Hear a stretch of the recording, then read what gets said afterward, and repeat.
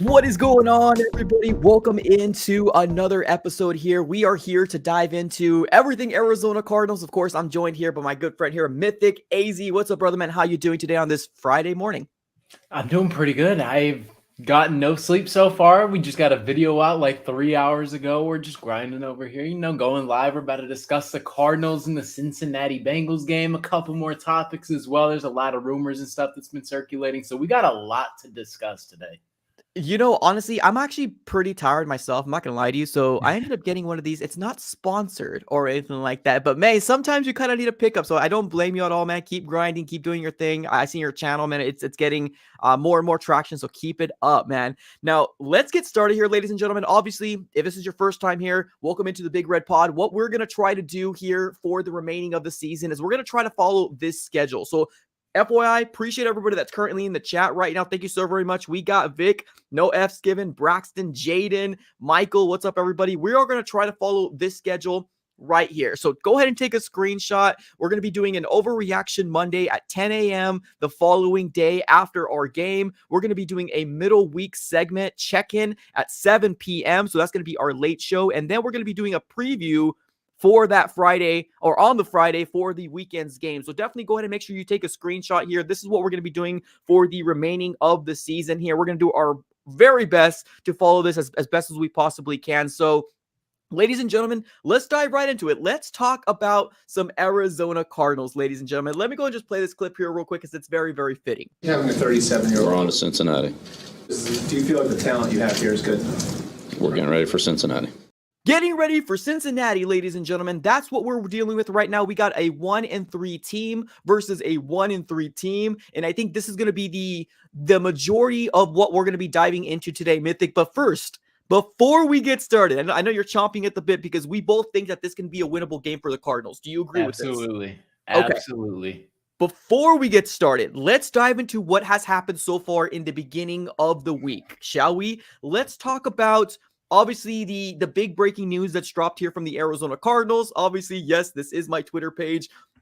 Per me, it says the Cardinals has designated offensive line Dennis Daly to return from the injured reserve list and Garrett Williams to return from the non-football injury list. Man, tell me real quick in your own thoughts. What are your thoughts on bringing these two guys and getting them off the injury report? And do you think they're going to make their debut this coming weekend?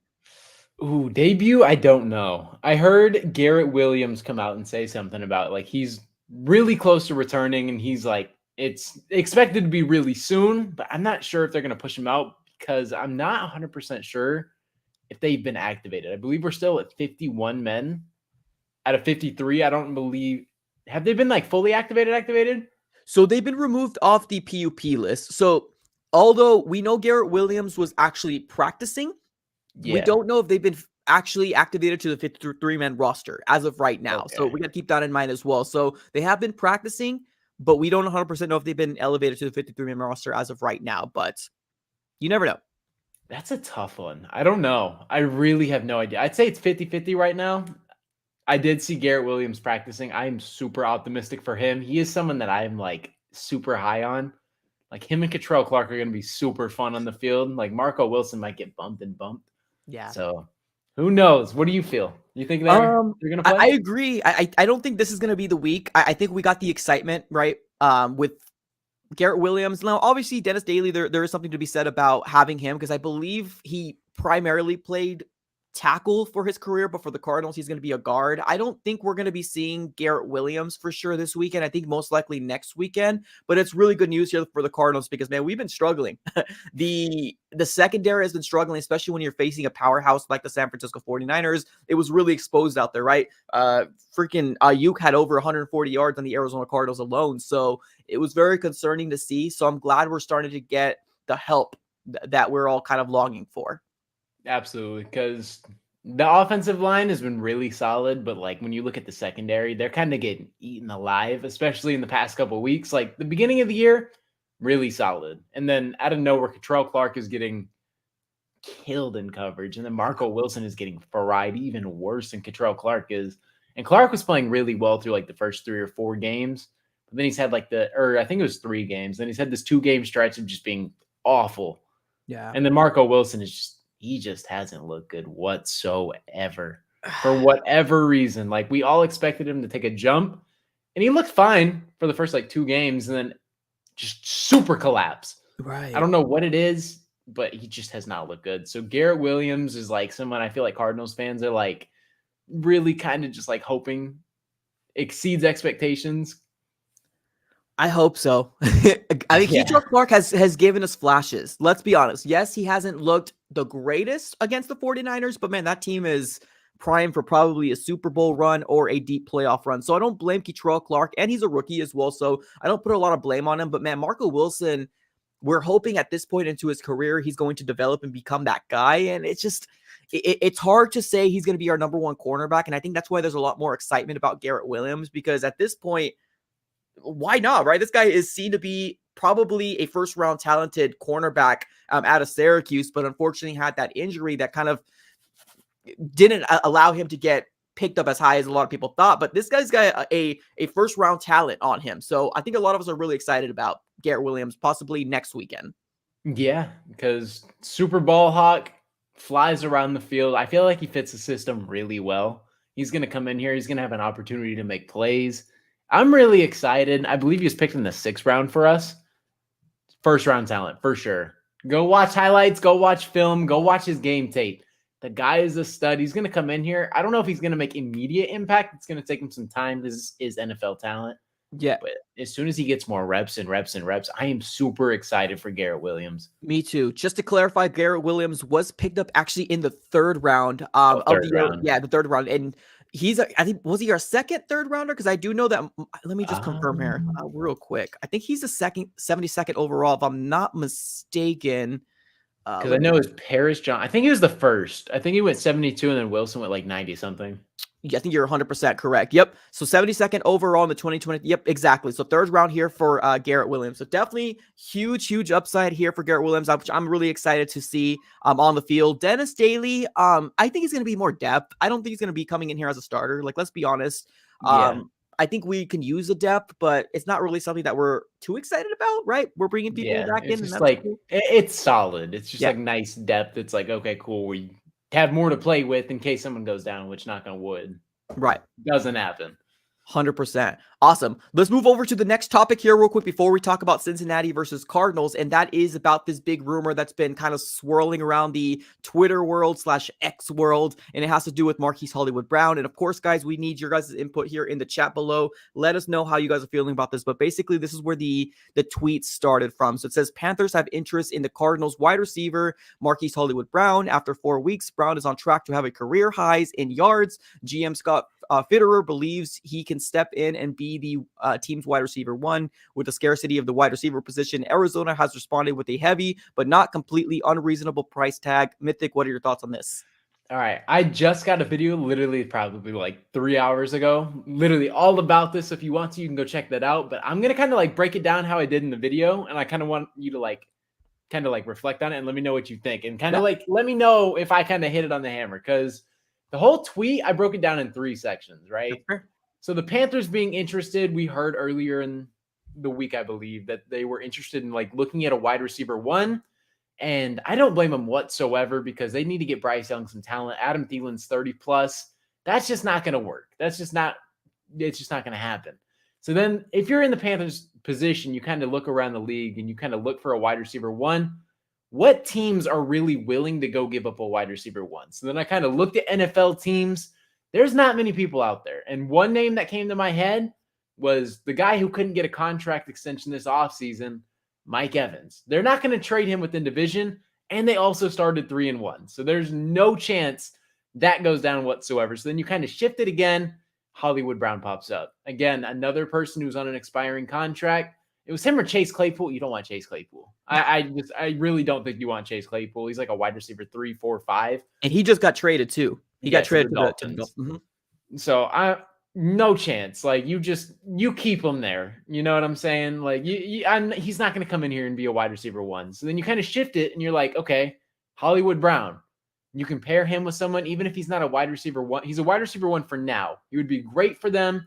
And as a Cardinals fan, here's where I kind of start to resonate as a Cardinals fan and everyone within the organization. Because if you're Monty, You do not trade him if you want to lock him up long term. But if he's not someone in your future plans, ship him out by all means. Go get some assets. You don't want to lose him for nothing because he is an expiring contract, like we said. But if you do want to bring him back long term, and maybe they have had discussions, we don't know. We don't know what they've talked about. Like, okay, yeah, like let's go ahead and like negotiate a little bit. Like, let's just talk about it. They might have brought up price tags, and there might have been no agreement whatsoever. Like, okay, yeah, it's a little too high, and it just might be on the low. And he's like, okay, you know what? I'll ship you out. We're gonna kind of get this process started, and then Hollywood obviously comes out and says he loves Arizona. His mind is on Cincinnati. Just like all these things. And then in the like last part of that tweet, I believe it says like Arizona like gave them basically their price tag. And it's high, but it's reasonable. And that's kind of interesting. So I kind of like assumed it's maybe like a second rounder with like some late end picks. So I don't know. I just super weird situation because I don't think Hollywood is a wide receiver one necessarily, but as a wide receiver two, I think he is phenomenal. 100% phenomenal. I like that you actually broke it apart into 3 different parts because you're right. There's a lot of information within just this tweet alone, right? Because if you think about it here, actually big shout out here to my guy AZ fan 1998. He says that rumor is baloney. Hollywood is staying in AZ. I appreciate the contribution, my dude. But yeah, let's go back to this tweet here real quick. And you're right. There's a lot of meat, right? It's like meat and potatoes within this tweet here alone. Because the first part, Panthers have interest in the Cardinals wide receiver Marquise Hollywood Brown. No duh, right? Why wouldn't they, right? Why wouldn't any team have interest in this? Guy's a stud, not a wide receiver one in our opinion, but a definitely solid number 2 wide receiver for any team to put on the roster. So I agree with you there. Let's go to the second part. After 4 weeks, Brown is on track to have a career high in yards. GM Scott Fitterer believes he can step in and be the wide receiver number 1. Now, this is another part here. I do agree that we are dealing with a Marquise Hollywood Brown. If he could stay healthy, he could put some really solid numbers up with Josh Dobbs or Kyler Murray, just really depending on who is going to be the quarterback for the Cardinals kind of moving forward, right? So I agree with that. And then let's be honest here.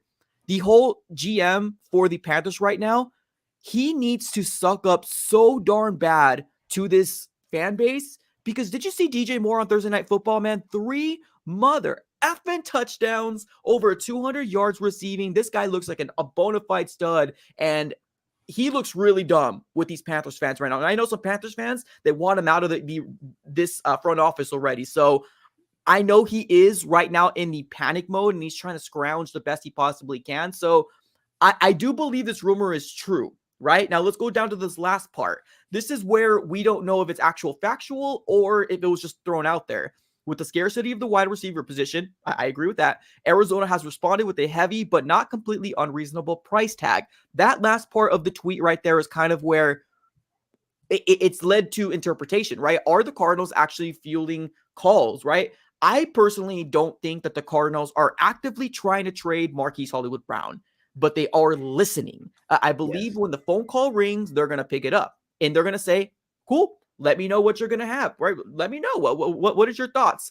I don't think they're going to go ahead and automatically start blocking people, setting them to voicemail straight away. No, I truly think that they're actually listening to hear what's a possibility for the Arizona Cardinals future, right? Because let's be honest, this man is on an expiring contract. We still haven't extended him. There hasn't been any talks, anything like that with the idea of bringing Marquise in the future for the Arizona Cardinals, right? The only thing that kind of really sticks in my mind is the fact that he was primarily brought in for Kyler Murray, right?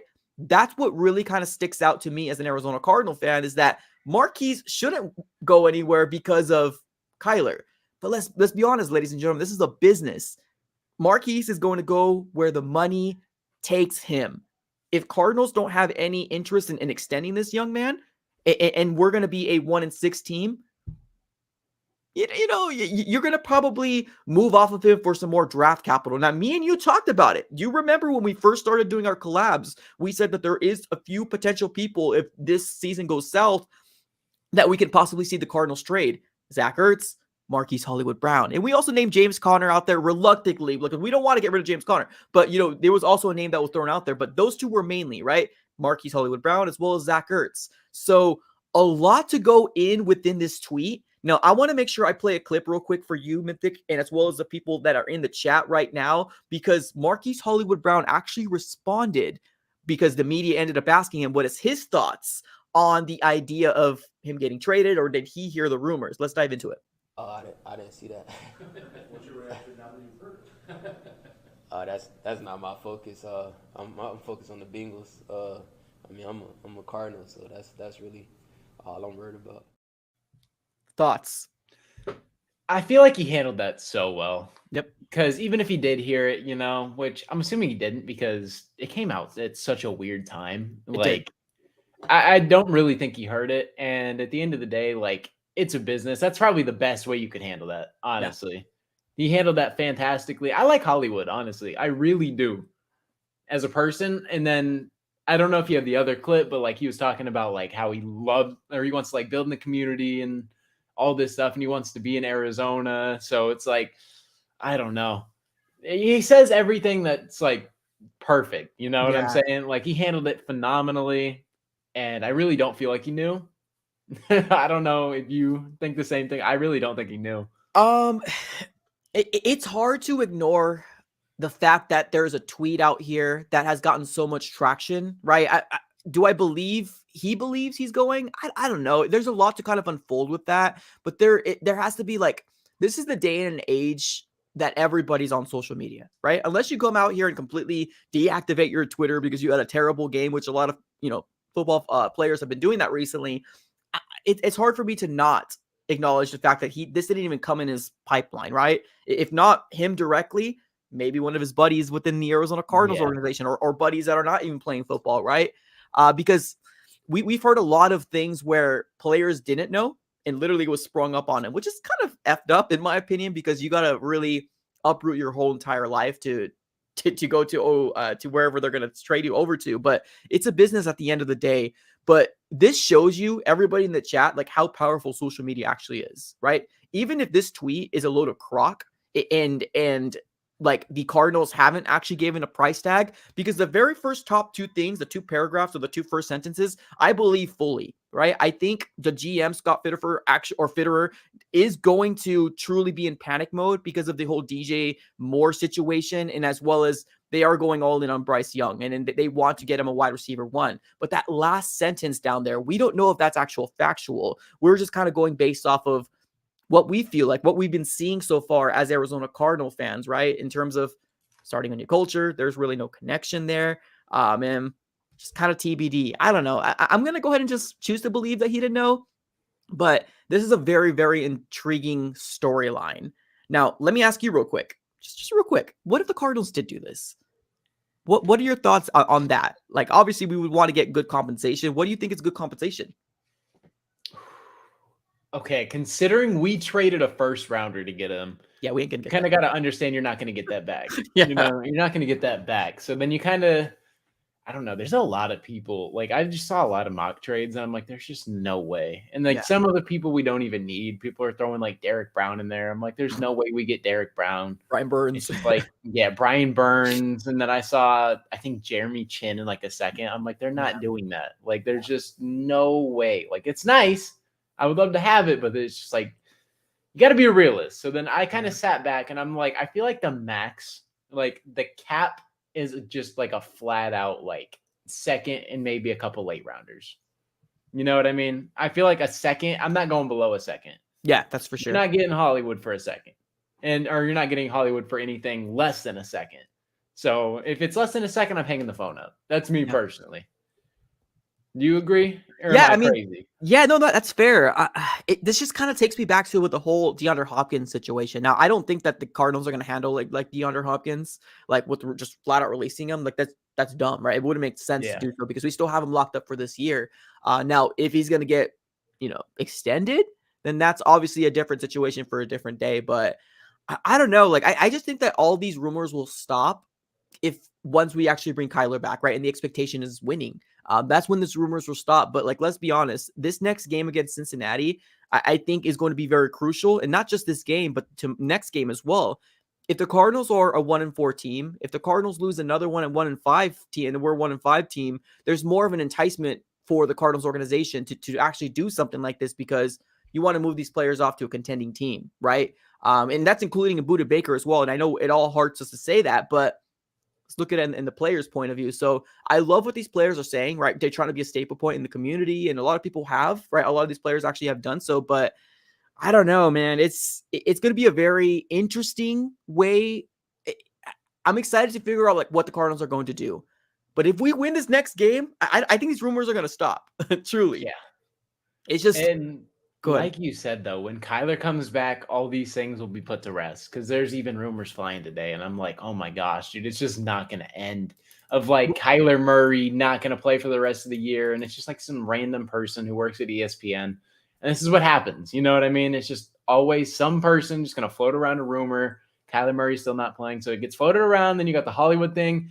Like if Kyler Murray doesn't play for the rest of the year, or if Hollywood gets shipped out, that's kind of like the thing. If Hollywood does get shipped out, I feel like Kyler Murray's gone. That's kind of like my like tie together. But like if Kyler Murray does come back and play, I heard the relationship. I believe it was Kyle Odegaard. He like tweeted out and he's like the relationship between the new staff and Kyler's great and he's going to play as soon as he can. Like it just keeps getting spilled out. And then there's always just like this random source that keeps coming out saying Kyler's not going to play. He's done. New regime. They're looking to move on.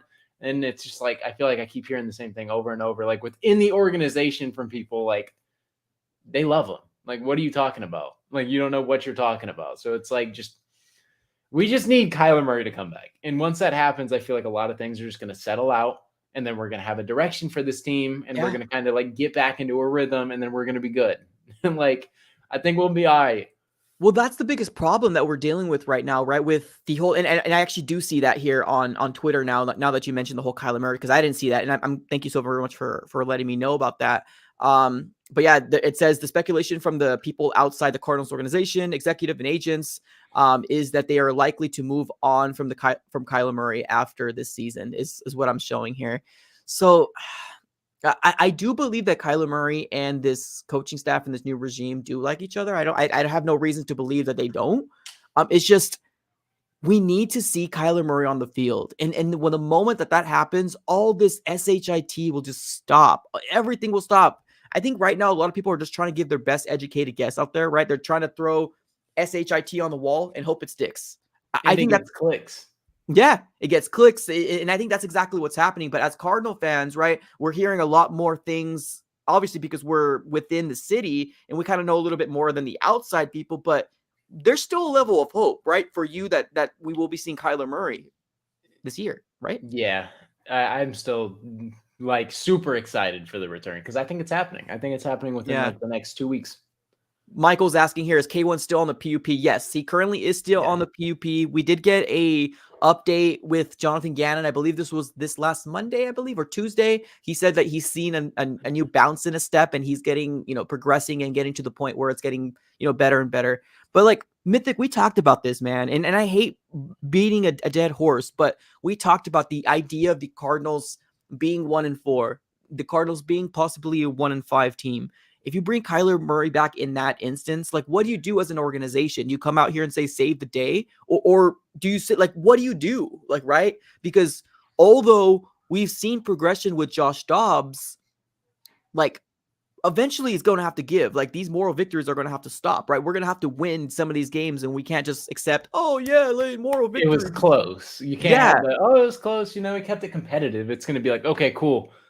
We kept it close the entire game, pulled out at the end. It's not like, oh yeah, we were up 21 points and we had them in the first half, not gonna lie. We can't have any of that. It's got to be like, okay, yeah, we fought hard the entire game and in the second half we were able to put up points and we won the game. At the end of the day, we won the game. That's what we need. And like you said, you hit it right on the hammer or hit it right on the nail.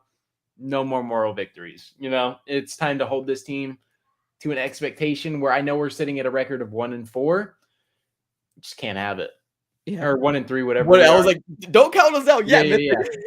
A record of 1-3. We can't sit here and just be like, okay, yeah, the moral victories. Yeah, we kept it close with Washington. Should have beat the Giants. And I'd say like the one loss for real is the 49ers. I would have had us losing that game regardless. I think we kind of agree on that. But it's just no moral victories. It's just like, okay, we've seen what we can do. Let's go get a dub. Okay. Perfect. All right. Well, let's move on to what everybody wants to talk about here, right? Or at least I'm excited about it here. Let's dive into Cincinnati versus the Arizona Cardinals Week 5 matchup. Having a 37-year-old. We're on to Cincinnati. Do you feel like the talent you have here is good? We're getting ready for Cincinnati. No more rumors, nothing else. We are on to Cincinnati. Ladies and gentlemen, let's dive into it. Mythic, go ahead and tell me, man, how do you think this game's going to shake out? We did hear Joe Burrow will play this game, and he's feeling what did he say? The best he's ever felt, right? Yeah. So far. What are your thoughts, man?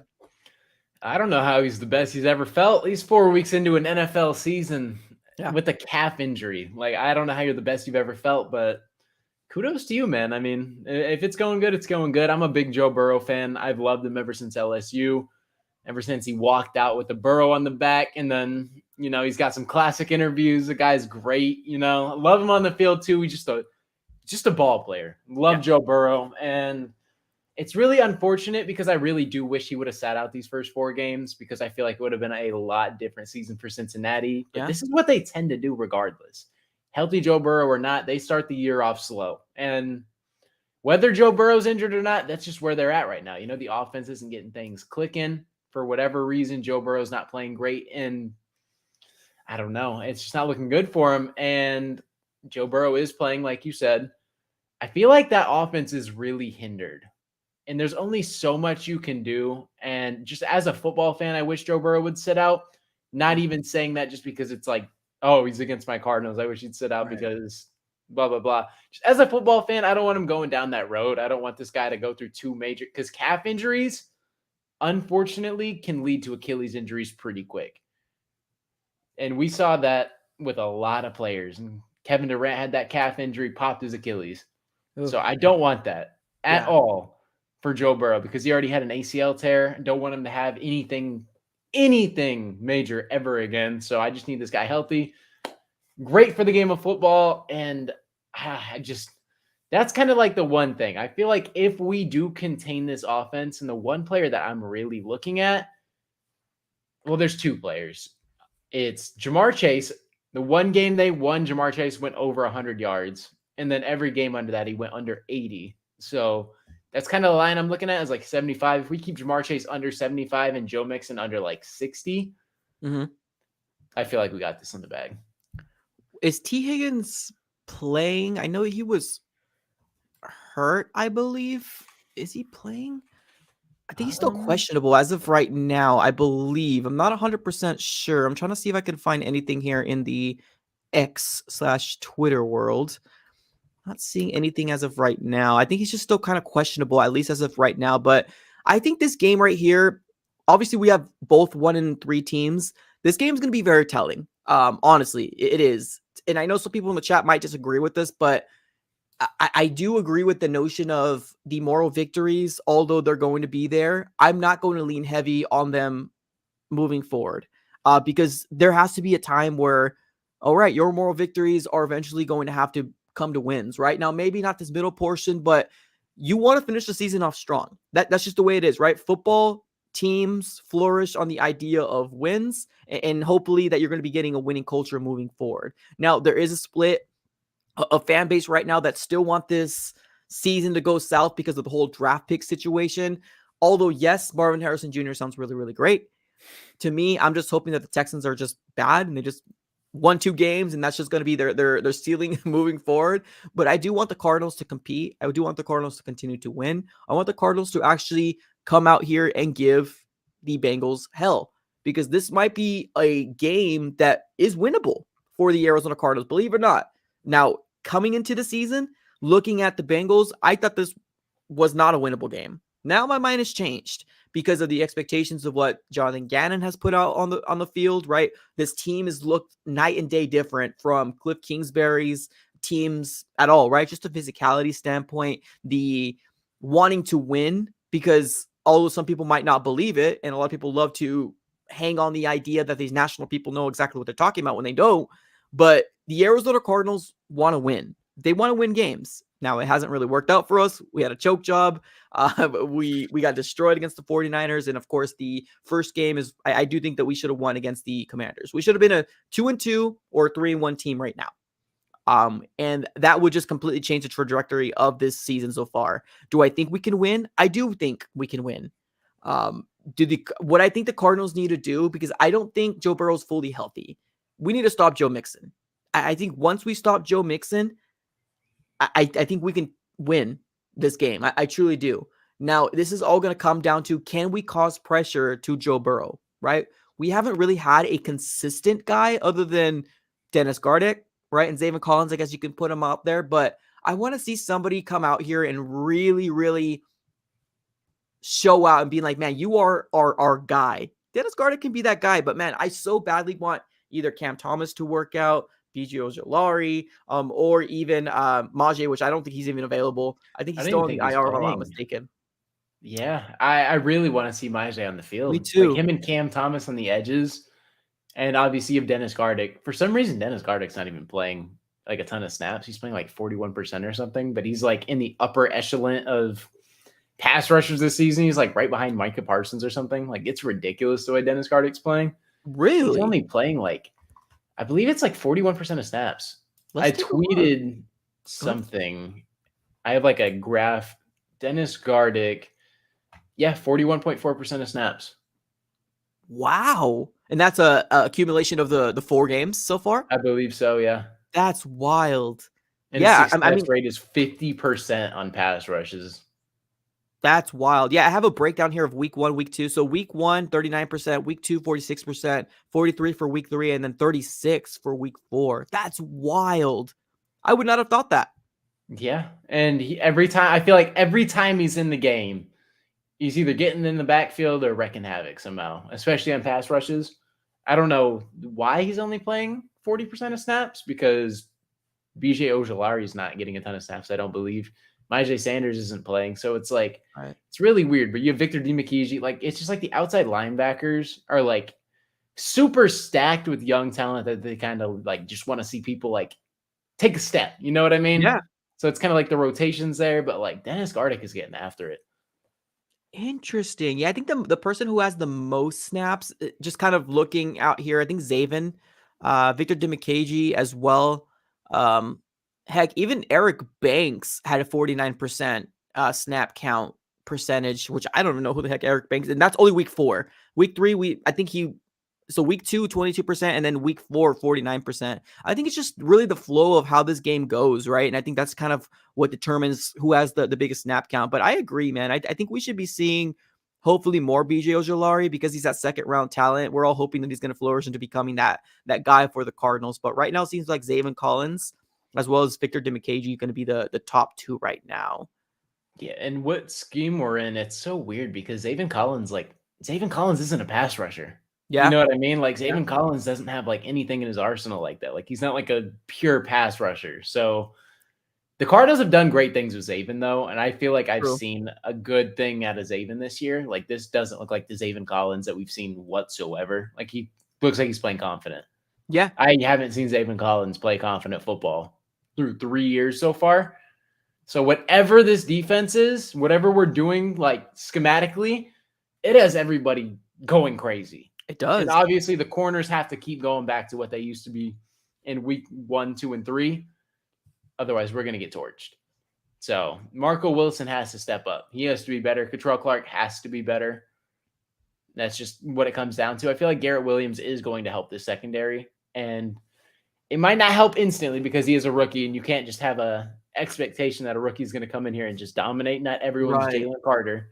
Not everyone's going to come in here and just ball out, or Bijan Robinson. So you kind of just got to understand, especially because corner is the hardest position to develop, and it is the hardest thing to get just naturally used to. I have high expectations for him, but I'm not expecting him to come right out the rip and just shut people down. Right. No, I 100% agree with that. Yeah, it's wild. I'm looking at his snap counts. I'm actually floored. Like I'm like, wow, I can't believe we're getting that much production from Dennis Gardeck when he's not even provide. That's wild. All right. Well, what do you think the success here for the Cardinals is to win this game? Like if you were to throw like, I guess let's throw 2 keys to success right here for you. What do you think those are? I would say one is we need to, well, I don't even know. Just the offense has to put up 21 plus points. Yeah. Has to. because this Bengals team, even with the hindered Joe Burrow, this is literally about the time the Bengals pick it up. For whatever reason, I don't want to be that team that the Bengals get hot off. And if Joe Burrow genuinely is feeling his best, I don't want to be the team that the Bengals get rolling off. So we need to come out here and we need to shut Joe Mixon down. We need to limit Jamar Chase under 75, and this offense needs to score 21 plus points. I don't know what it's going to be this week because it could I think James Conner's going to have a huge day. This might be his best game of the season. Like, genuinely. This might be his best game of the season. But Josh Dobbs could also take a step. Everyone is giving Josh Dobbs his flowers. George Kittle came out on a podcast and he said, Josh Dobbs, you got to give him his flowers. And like we said, he's making crazy throws. He is stepping in the pocket and with people in his face, throwing it on a dime. So it's like, you just got to give the guy his props. Like, this is a backup quarterback we're talking about, and he's playing phenomenal with what he has. You know what I'm saying? Like, this offense was looked and frowned upon. Josh Dobbs is doing his thing. I think James Conner needs to step up because he only had 11 carries last week. I think the Cardinals need to give him 15 plus. Let him go crazy. I think he'll get in the end zone with 15 plus carries. So if we establish a run game early, score 21 plus, and shut down their run game as well, and let it fall back on Joe Burrow, I think we got this. I agree. I mean, this is going to be a very telling game. I think both teams are going to come out here with their heads on fire. We're both 1-3. Like, that's wild. Who would have thought that the Bengals are going to be a 1-3, especially with Joe Burrow at the quarterback position, right? So this game is going to be very telling, truly. Because if we're 1-4, ooh, panic. More panic. Panic here for the Cardinals fan. Well, let's talk about Josh Dobbs real quick, because I think there's no doubt that the Arizona Cardinals have exceeded expectations, right, in terms of being in competitive football. And that is with every game so far that we've been in, obviously short of the 49ers game. But if you really think about it, this is the big storyline that a lot of people are kind of out there saying. Now, whether these people are the Arizona Cardinal fans that don't like Kyler Murray, regardless, right? But I ended up putting another poll question on my main channel. Now, this was after week 4, and I ended up asking my community how they felt about Josh Dobbs. Let's dive into what the poll says. Now, I said this: after this week 4 performance, does your mind change on Josh Dobbs being QB1 when Kyler Murray comes back? Again, asking for data, not because I believe Josh Dobbs is better than Kyler. Cheers. Of course, on those comments, you're going to have people saying this is a stupid question, but regardless, we have 19% in 1,500 votes saying, yes, Dobbs has won me over. And then we got 81% saying, no, Kyler Murray is still my QB1. So does your mind change if does your mind change, Mythic, if Dobbs wins this game against the Bengals? Nah, I think Kyler's just clear consensus. And the fact it went up is crazy. It went up 1%. So, yeah. He wins that game against the 49ers. That percentage is going 30 plus for sure. For sure. And I don't know, like the Bengals, I'm just praying this isn't the week they get hot. Like, this would just be our luck, you know? Yeah. This is the week they drop 40 points for whatever reason. And I don't know. Like, Josh Dobbs hasn't played bad whatsoever. Outside of the 3 fumbles in game 1, he's played top tier. And my reasoning for wanting Clayton Tune is probably a lot different than other people. And it's because you want to seek a long-term backup. You know what I'm saying? And Josh Dobbs currently is on a 1-year contract. I love Josh Dobbs. I'm not going to lie. I think Josh Dobbs, he's won me over. Let me get this clear. Because I did like Josh Dobbs. I thought he was the better option. But I was like, okay, he's going to come in here and they're going to give him a shot or whatever. And he's proven himself and he's going to go get a bag somewhere. And I'm kind of like, that's the thing. It kind of sucks. We haven't seen anything of Clayton Tune. This is kind of like an opportunity to give him like actual live reps and see what he has, let him develop a little bit. And now we might not even we might have a long-term backup, but we haven't seen him play. You know what I'm saying? Right. If Josh Dobbs stays, I'm cool. I'm cool with that. But he's currently on a 1-year deal and he could just go get a bag somewhere else, sign like a 2-3 year deal, go bridge quarterback somewhere else, kind of like Teddy Bridgewater did. Right. And it's just like you lose him. I don't want to lose him. And here's the thing. Well, I think we both agree that Josh Dobbs has exceeded expectations for people that even wanted Clayton Tune, right? Including myself, right? Exceeded expectations. I think he's definitely done a hell of a job for Cardinals offense, short of that week 1, but you don't blame the guy very much because he only had a short period of time to kind of do his thing. So I do agree with the idea that, yes, he is obviously the better option between the two that we have, but he is raising up his stock. If the Arizona Cardinals are going to go Kyler Murray, right? If that's truly their plan moving forward, then we have a lot of stock in Dobbs. Do we think that Dobbs is going to be the backup quarterback? I mean, that will be silenced if we just extended him, right? Or do the Cardinals use that and try to trade him away when Kyler Murray comes back, right? And then use Tune as the actual backup. So there's a lot of unknown right now, a lot of unknown. And of course, when a quarterback exceeds your expectations, there's a lot of quarterback controversy right now. We have like 19 to 18% of people saying that Dobbs should be the starter for the Cardinals. Like that's crazy. Not crazy that they think that, but it's crazy to figure out this is where we are at right now as an organization. Like it's wild. When 2 years ago we were in the playoffs with this guy as a quarterback, and people are like, it's so crazy. It really is, just watching an organization kind of just change on somebody. When he's 7-0 and we're rolling, it's like, oh my gosh, we have a franchise quarterback. And then it's just like he gets injured in that Packers game. We lose it. Things start going downhill. We see how he played in the playoffs.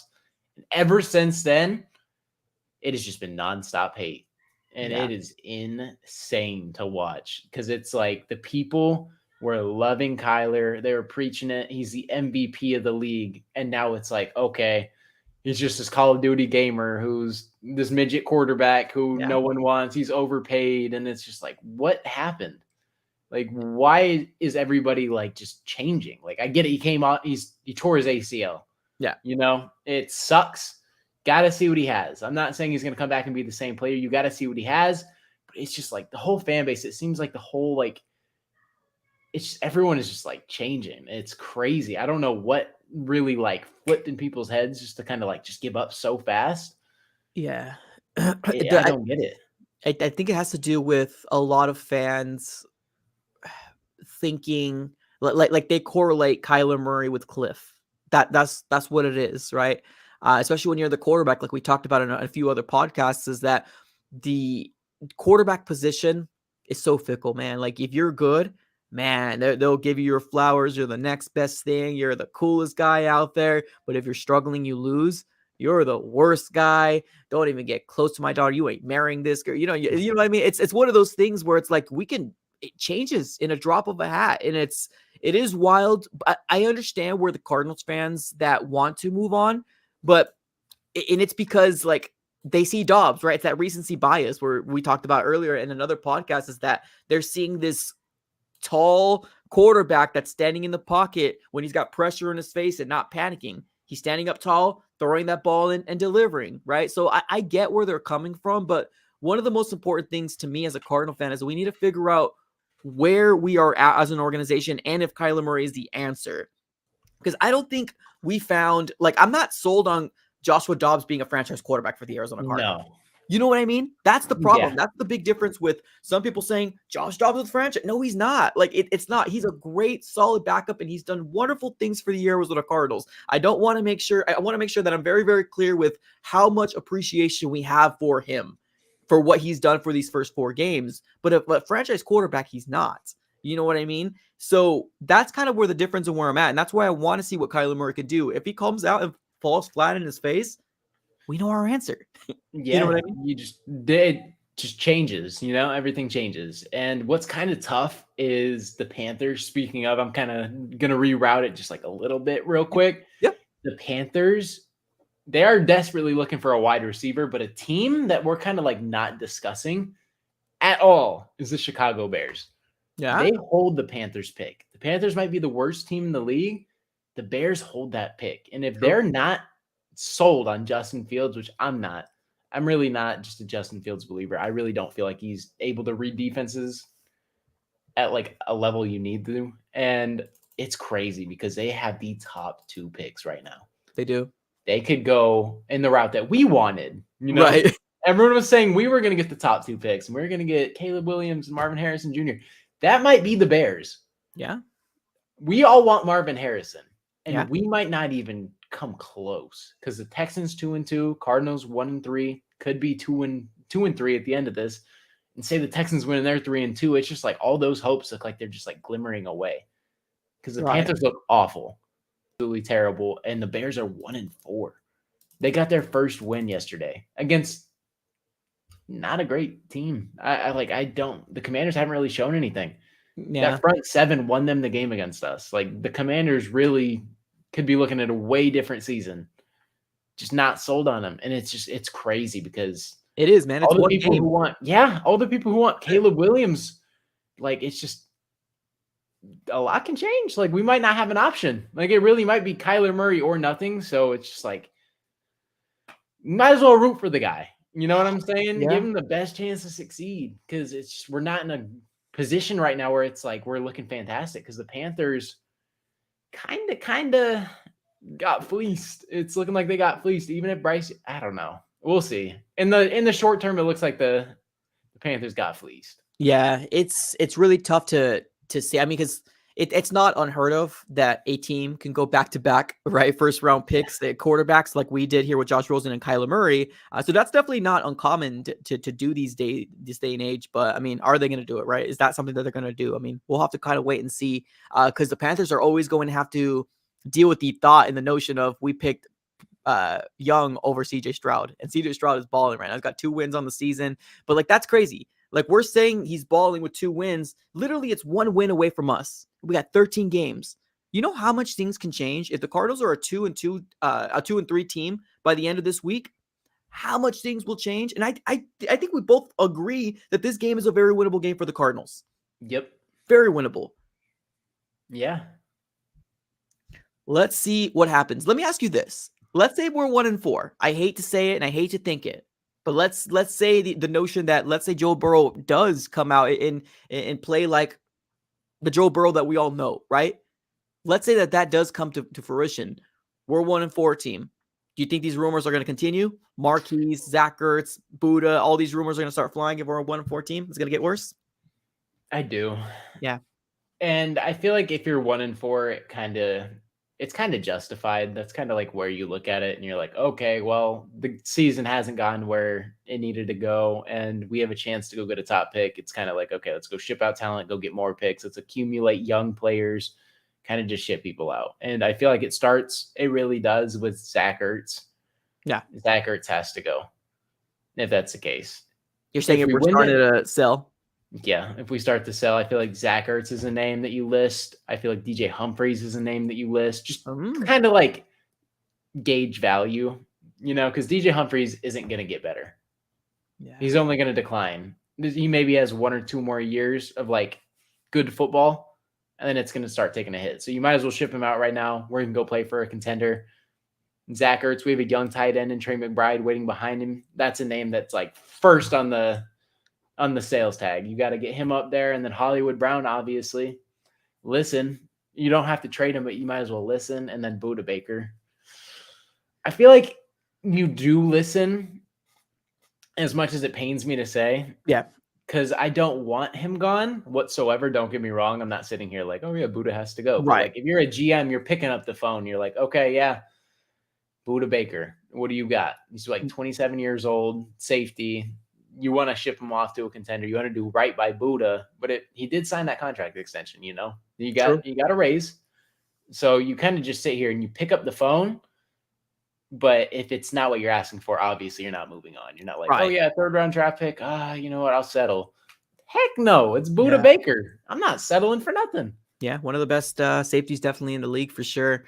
Yeah, man, it sucks, man. I know that this conversation would be a lot different if we weren't a 1-3. If we were somehow a 2-2 team, man, this conversation would not even be talking about trading anybody, or these rumors wouldn't be coming out about Marquise, about Kyler Murray now, right? Because obviously you saw it before I did. I didn't even see that. That I believe it was, if I could see it, look at it again. But basically, yeah, some guy from ESPN is coming out here saying that it is known among other executives, not Cardinals, but other executives out there saying that Kyler Murray might not play this week after all. Oh, sorry, not this week. I'm sorry. I apologize. This year after all. So, damn. Yeah. And then like it's just like there's things that kind of just like debunk it. You know what I'm saying? Yeah. Like you have your GM coming out and saying it. You have your head coach coming out and saying it. That basically just like assumes that he's going to play. Then Kyler drops cleats for this season that he's going to be wearing. So it's like, it just adds up. You know what I'm saying? Like, it's just Yeah. like, he's going to play. And it's like, I can't sit here and say it enough times. You can't sit here and say it enough times. Monty can't sit here and say it enough. Jonathan Gannon. It's just like, you have to wait until the week comes. And it's like, okay, everyone, shh. Like, he's back. Yeah. So we just kind of have to wait and see. Kind of have to wait and see how it plays out when he returns. And it's just like, you can't do anything, you know? It's like you just sit back and you just let all these people spew what they want to spew. And it's like, it's a known thing. Like a known thing. Like, is it though? It's a known thing. Right. It's like all these people are going to lose so much credibility, but they're not at the same time because they have hundreds of thousands of followers. Exactly. Like they work for ESPN. This is what they do. Exactly. It's all about clicks. You can go ahead and spam Kyler Murray. He's a star quarterback getting paid a ton of money. You know what I'm saying? At the end of the day, it's going to get clicks. That's what you're going to do. Even if you're spewing nonsense, that's how the media works. It's unfortunate that that's how it works because you can spew a bunch of BS and just gain traction on stuff. And that's just what people like to do for whatever reason. So it's kind of annoying, but that's just kind of the day and age we live in. And you just got to understand that that's kind of what it is. I think it's a BS tweet. I don't think any of that's true. Yeah, just to be clear here, from Dan Gariziano, the speculation from people outside the Cardinals organization, executives and agents, is that they are likely to move on from Kyler Murray after this season. Now, I do believe a lot of these are click related, but do you remember when we heard that rumor that it's known that the Arizona Cardinals will probably release DeAndre Hopkins, and how much of craziness we were like, that's so stupid. That would never be something that the Cardinals would do. And the Cardinals released him. Like, do you think that obviously two different players, right? We're talking about a franchise quarterback that is under contract for a very long time. We're talking about an aging wide receiver that's had 1 year left in his deal. And now we saved a lot of money. So obviously two different situations that we're dealing with right there. But like, there's something to be said about these big ESPN people that know people on the inside, right? So I think these next 2 weeks or 3 weeks is going to be very crucial because this trade deadline is coming here sooner than we think. We're in October. It's October 31st on Halloween. Is Halloween 31st or the 30th? I think it's the 31st.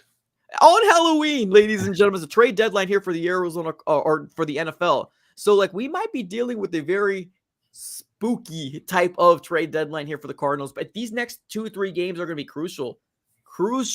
Because if we're 1-4, 1-3, what do you say as a Cardinal fan? We're rebuilding. Fire sale. It's got to be a fire sale. It really does. And maybe it doesn't start with like Hollywood Brown or any of these like top echelon players, but I feel like it starts with Zach Ertz. Yeah, I agree with that. I think Zach Ertz definitely might be the first domino to fall. But I do think that we might not get very much for Zach Ertz. Obviously, aging. What he's put out on the field so far, I think he's productive. But what the national perspective and a lot of Cardinal fans are out there saying, they literally just want to release him at this point. Like, people are pissed off with Zach Ertz as of right now. And I don't think it's 100% on him. But, I mean, it's just, we'll see what happens. It's just unfortunate. Aging tight end, and you can tell he lost a step. And either he lost a step or he just hasn't gotten his groove. Yeah. So it's tough because it's like, I mean, we are a rebuilding team. So at the end of the day, it's like, okay, just go figure it out. Go play football. We know you can play football. It's just hasn't clicked with Josh Dobbs for whatever reason either. It's just either a drop ball or it's too high on like every pass. And it's like, come on. Like, you guys see each other. It's just not clicking. Like, right. We want it to click and it's just not there. So it's like, he's kind of like the odd man out right now. Yeah, no, and I agree. Let's talk about this real quick. Now, we have about like 6 more minutes or 5 more minutes in the show. I want to just, and people in the chat here, definitely let us know here how you think about this. But let me put this in your mind here, Mythic, real quick. The Arizona Cardinals right now are a 1-win team. We know where we're at, right? We even hear Jonathan Gannon says, do you think that the record defines who you are? He's like, yeah, I do, right? Because there's no sugarcoat it. We're a 1-3 team right now. Cliff Kingsbury, now I get it. We were only we're completely like stretching this down to the bottom. So I get maybe different situation, but Cliff Kingsbury coming in here year 1, 5.5 wins. I believe, what's his name? Ken Wisenhunt, 8 wins. We had Bruce Arians with the winning record. How do you sell? Although I don't believe Jonathan Gannon is going to be on the hot seat. I don't. But how do you justify, you know what I mean, going into year 2 if we only win 1 or 2 games? When Steve Wilkes won 3 games with the Josh Rosen-led team, you know what I mean? Like, now, obviously, that's so far away. We got 13 games, so anything could happen. What are your thoughts on, like, what if we do finish just a 1 to 2 win team? Do you just think that there's no way, like, Gannon's staying, right? That's crazy. 1 or 2 wins. I don't even want to go down that path. But I don't either. It's hard to see that happening. You know what I'm saying? Like, Yeah. It's just really difficult to like think we're playing the Falcons later. Then we got the Texans, and we just have a bunch of teams that we can't beat. If we finish under 3, my prediction was like 5. Yeah. So if we fall under 3, oh my goodness. I don't think Jonathan Gannon came here for a 1-year stint, but if we win 1 game, you got to have conversations. I don't care. I don't care if there's tampering involved with the hire. You got to have talks.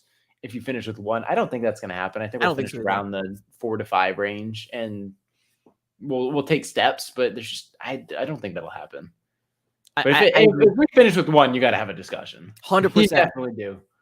100%. And that's what, like, a lot of these tankers don't really think. All they hear is these big national media perspective, like, oh, you can get Marvin Harrison, you can get Caleb Williams, right? So their mind is already set into that narrative of like, oh, get 1 and 2 picks, right? But there's so much implication that happens after that. You can't, as Michael Bidwell, as the owner, feel confident in what you have, because moral victories can only take you so far, right? This is a winning base league, a winning base organization. And if you can't win, the next move is to kind of figure out what we do from there. So, like I said, Wilkes won 3 games. We got Cliff Kingsbury, which is seen to be one of the worst head coaches, or I guess not the worst, but like the way he had that 4th year was really, really bad. But he even had a 5.5 win season in the first year. So, like, this is very telling. We need to make sure that we are winning games. That's just factual. We have to. We got to show steps. 100% agree. Awesome. People in the chat. We got some guys saying, we got my guy Neil saying, I'm afraid we are not in contention for Marvin Harrison anymore. What are your thoughts on that? Do you think so? It's just the Panthers look so bad. Yeah. If there's no moves, it's hard to see them not taking it. And then that would be the Bears pick. And if the Bears get, oh my goodness, if the Bears get that number 1 overall pick, they got discussions. And it's not going to be Marvin Harrison. I'll tell you that much. That number 1 pick is not going to be Marvin It's Harrison. Caleb. If he comes out, it's either they draft Caleb or they trade it and someone else takes Caleb. So I think it will be Chicago if Chicago does fall there. And I promise you, Chicago is going to finish with less than 3 to 4 wins. I'm not fooled by this performance whatsoever. DJ Moore he put on a backpack last night. That was ridiculous. Could have been 4 touchdowns if he didn't step out of bounds. Yeah. Insane performance. 100% agree, man. All right, perfect. So we are going to close up shop here. I appreciate everybody for coming through. Just so everybody is fully aware, we are going to follow this schedule moving forward. So if you liked what you heard, obviously subscribe it up. We're going to be doing the long form podcast type of content on this channel. We're going to be going live on Monday to do an overreaction Monday. We got a middle of the week show as well as a Friday show. Now, somebody did ask about Sunday. As of right now, TBD. It's very, very busy for Mythic's life as well as my life, because Sunday is basically when the games are on, right? We're very busy. So right now, this is the schedule we're following through moving forward. Any thoughts you have, Mythic, before I let you go? Just a lot of craziness. The NFL is getting crazy. This is about the time where things start to heat up. All the rumors are going to fly around, and we're going to address it every single time they come up. 100% agree. All right, y'all. Appreciate you guys for tuning in. If you guys didn't already, smack that like button, smack it up, do it for the algorithm, as well as subscribe it up if you are liking this type of content. Appreciate you guys for tuning in. Have a great rest of your day, and as always, go Cards.